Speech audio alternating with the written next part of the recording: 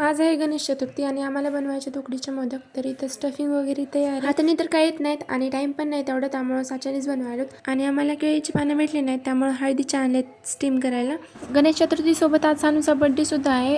4-5 वर्षानंतर तिचा बड्डे आलाय गणपतीमध्ये आणि त्यामुळे दीदीनं गुलाबजामुन पण बनवले होते. त्यानंतर मला करायचं होतं डेकोरेशन. फुलं आणले होते, थोडंसं गंगाळ्यामध्ये फुलं वगैरे टाकून करावं म्हणलं. आणि इथं गणपती बाप्पा सुद्धा आणले होते. पण काय झालं, जेव्हा आणले होते ना तेव्हा आमचं काही तयारी वगैरे झाली नव्हती, तर त्यामुळं आम्ही नंतर वापस डेकोरेशन करून नंतर स्वागत केलं. आणि माझं चाललं होतं इथं घट्टावर स्वास्तिक वगैरे काढायचं.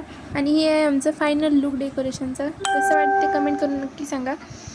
त्यानंतर गणपती बाप्पाचं स्वागत केलं आणि इथं चालू आहे आरती.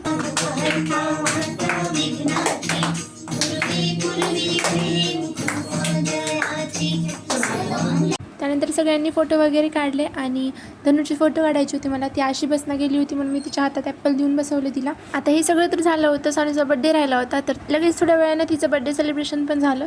Happy birthday.